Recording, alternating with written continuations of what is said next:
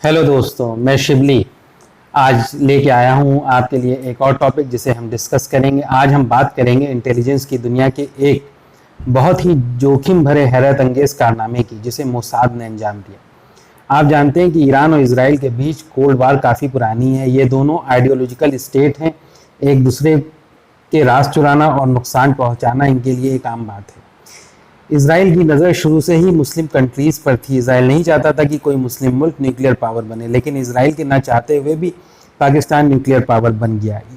Iraq के nuclear reactor को Israel ने हवाई हमले में तबाह कर दिया। ईरान ने चुपके चोरी न्यूक्लियर इनरिचमेंट कैपेबिलिटी हासिल कर ली। इसराइल पर यह खबर पहाड़ बनकर गिरी। अब इसराइल नहीं चाहता था कि कोई दूसरा मुस्लिम मुल्क न्यूक्लियर पावर हासिल करे।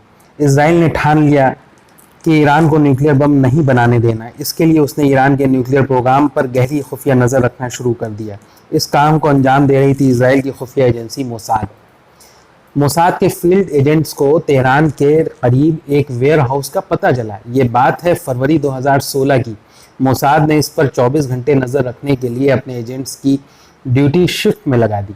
मोसाद एजेंट्स की रिपोर्ट से अंदाज़ा होता था कि यहाँ कुछ अहम चीज़ें डंप की जा रही हैं। वो क्या हैं, इसकी किसी को खबर नहीं थी। जब मोसाद को यकीन हो गया कि इस वेयर हाउस में जो भी रखा जा रहा है वो ईरान के बहुत ही अहम सीक्रेट्स हैं, तो उसने फैसला किया कि उसे चुरा कर इसराइल पहुंचाना है। 2 साल की कड़ी मेहनत के बाद ऑपरेशन का फैसला हुआ। इस पूरे ऑपरेशन पर मोसाद का चीफ योसी कोहेन नज़र रखे हुआ था। वो पल पल की जानकारी ले रहा था। ये बात है 2018 के जनवरी महीने की, जब एक अंधेरी रात यानी अमावस्या की रात में इस ऑपरेशन को अंजाम दिया गया। साउथ तेहरान के इस वेयर हाउस को एक डुप्लीकेट चाबी से खोला गया। ऑपरेशन अंजाम देने वाली टीम के पास स्पेशल लेज़र टॉर्च थी, जिनसे 3600 डिग्री टेम्परेचर की मदद से 32 आयरन बॉक्स जो 12 से 14 गेज लोहे की चादर से बने हुए थे को स्लाइस किया गया और उनके अंदर मौजूद खुफिया दस्तावेज को बाहर मुस्तैद टीम के हवाले किया गया। इस पूरे ऑपरेशन में 6 घंटे 29 मिनट का वक्त लगा, जो इन दस्तावेजात को ट्रकों पर लाद कर ले गए। मोसाद के मुताबिक उसी रात ये दस्तावेज ईरान की सरहदों के पार पहुंचा दिए गए। मोसाद इस पर खामोश है कि वो दस्तावेज सड़क के रास्ते ले जाए गए या समंदर के रास्ते या फिर हवा के रास्ते। जब मोसाद ने इन खुफिया दस्तावेज को पढ़ा तो उसके लिए ये एक सरप्राइज था। ये बहुत ही टॉप सीक्रेट दस्तावेज थे जो ईरान के न्यूक्लियर और स्पेस प्रोग्राम की जानकारी देते थे। 1 टन के लगभग इन सीक्रेट दस्तावेजात में ईरान के न्यूक्लियर प्रोग्राम का ब्लूप्रिंट, न्यूक्लियर रिएक्टर की लोकेशंस और उनके ब्लूप्रिंट्स थे। Future nuclear program, uranium enrichment से रिलेटेड जानकारी, स्पेस प्रोग्राम का ब्लूप्रिंट, वीडियोस, प्रेजेंटेशंस और बहुत सारे फोटोज़ और चार्ट्स और न्यूक्लियर और स्पेस प्रोग्राम पर काम करने वाले टॉप साइंटिस्ट के बारे में जानकारी थी। अब इसराइल के हाथ तो गोया ख़जाना लग गया। इसराइल ने ईरान के इन सीक्रेट दस्तावेजात की 55,000 फाइल्स बनाई, जबकि प्रेजेंटेशन, वीडियो और फोटोज़ और चार्ट को 183 सीडीज़ में स्टोर किया। इसराइल के उस वक्त के प्राइम मिनिस्टर बेंजामिन नेतन्याहू ने एक प्रेस कॉन्फ्रेंस कर दुनिया भर के मीडिया के सामने ईरान के न्यूक्लियर प्रोग्राम का ओरिजिनल ब्लूप्रिंट रखा और बताया कि ईरान आबादे नामी जगह पर एक खुफिया न्यूक्लियर प्लांट चला रहा है, जिसकी खबर IAEA यानी इंटरनेशनल एटॉमिक एनर्जी एजेंसी को नहीं है।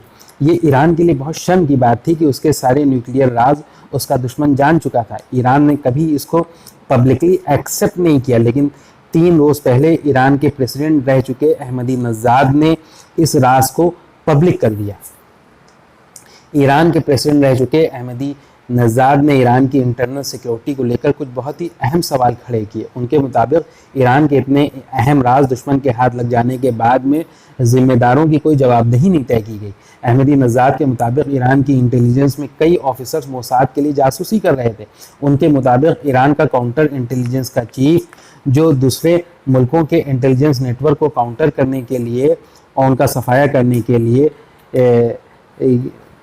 के लिए था, इसराइल के लिए जासूसी कर रहा था। अहमदी नज़ाद ने ये नहीं बताया कि ये किस पीरियड की बात है, लेकिन बहुत ही गंभीर बात है। ईरान के न्यूक्लियर रास्ते चोरी होने का असर यह हुआ कि ट्रंप ने इन्हीं दस्तावेज़ात की बुनियाद पर ईरान से हुई न्यूक डील ख़त्म कर दी।